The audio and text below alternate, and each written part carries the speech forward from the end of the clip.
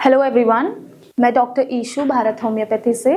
और आज इस वीडियो में मैं बात करूंगी एस्थमा को लेके जो मिथ्स हैं उनके बारे में, क्योंकि लोगों को एस्थमा को लेके कई मिथ्स हैं। तो क्या क्या वो मिथ्स हैं, क्या वो मिसकंसेप्शंस है एस्थमा को लेके लोगों में, उस बारे में मैं आपको बताऊंगी, क्योंकि ये चीजें लोगों की हेल्थ और उनकी क्वालिटी ऑफ लाइफ पर इम्पैक्ट डालती हैं। तो इसलिए बहुत ज़रूरी है कि लोग इन चीज़ों को एड्रेस करें, इसे समझें और एक अप्रोप्रिएट ट्रीटमेंट लें अपनी कंडीशन के लिए, जिससे कि वो एक हेल्दी लाइफ जी पाए। तो पहला जो मिथ है एस्थमा को लेके वो ये है कि कई लोगों को ये लगता है कि एस्थमा सिर्फ चाइल्डहुड में ही होता है, which is not true at all.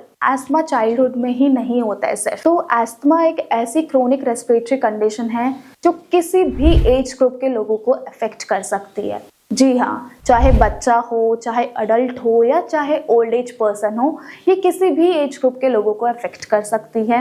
In fact कई लोगों को तो 40-45 की एज में जाके इसके जो सिम्टम्स हैं वो एक्सपीरियंस होते हैं। हमारे यहाँ ओपीडी में भी हर एज ग्रुप के पेशेंट्स हैं। ऐसा नहीं है कि पर्टिकुलर सिर्फ बच्चे ही हैं या बड़े ही हैं, हर एज ग्रुप के पेशेंट्स हैं, चाहे वो बच्चा हो, बड़ा हो या फिर बूढ़ा ही क्यों ना हो।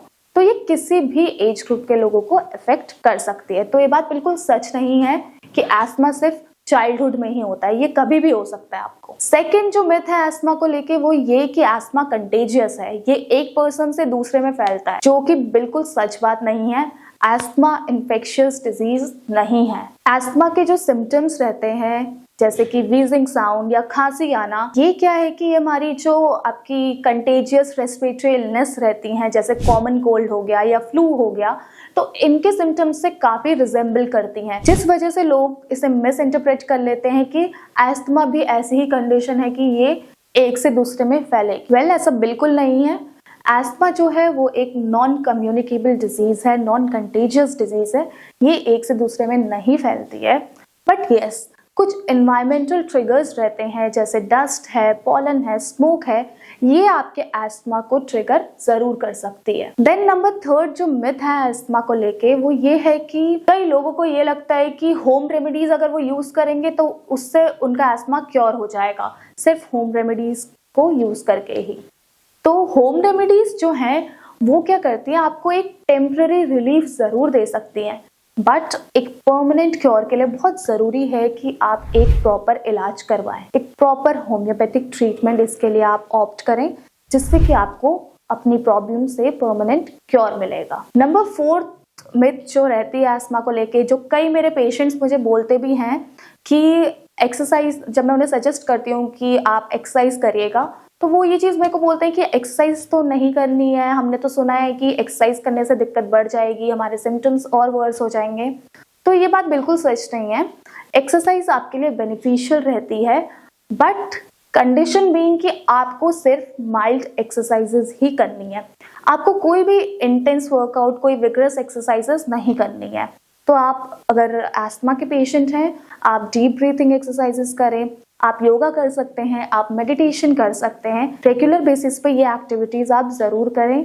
इससे आपको क्या फायदा मिलेगा कि आपकी जो लंग कैपेसिटी है वो इम्प्रूव होगी, लंग की स्ट्रेंथ इम्प्रूव होगी, इवेंचुअली आपकी लंग्स की फंक्शनिंग जो है वो और बेटर होते जाएगी और आपके लिए ब्रीदिंग ईजी होते जाएगी। लास्टली जो मिथ लोगों के मन में एस्थमा को लेके है वो ये है कि उन्हें ये लगता है कि लाइफ लॉन्ग उन्हें इनहेलर्स ही लेना पड़ेगा, उससे ही उनका एस्थमा ठीक हो सकता है, वरना उनका सर्वाइवल पॉसिबल ही नहीं है इनहेलर्स के बिना, जो कि बिल्कुल सच बात नहीं है। रेस्क्यू इनहेलर्स जो रहते हैं वो इमरजेंसी कंडीशंस के लिए यूजफुल होते हैं। अगर किसी को एस्थमा अटैक आ रहा है तो उस कंडीशन में ये काफी हेल्पफुल रहते हैं, बट आप इसका रेगुलर या फ्रीक्वेंट यूज नहीं कर सकते हैं, वो आपके लिए सही नहीं है। तो आप इस पे टोटली ये नहीं सोच सकते कि सिर्फ इनहेलर से ही आप ठीक हो सकते हैं। एक सही diet, regular physical activities, mild exercises को अपनी लाइफस्टाइल में आप इनकॉर्पोरेट करिए, जैसे मैंने बताया, और साथ ही साथ एक प्रॉपर इलाज लीजिए। एक प्रॉपर होम्योपैथिक ट्रीटमेंट से आप अपने एस्थमा के सिम्टम्स को मैनेज कर सकते हैं। तो बहुत जरूरी है कि अगर आप एक एस्थमेटिक पेशेंट हैं तो आप इन चीजों को एड्रेस करें, इनको समझें अच्छे से और अपने लिए एक अप्रोप्रिएट ट्रीटमेंट लें, जिससे कि आप एक हेल्दी लाइफ जी सकते हैं। Thank you.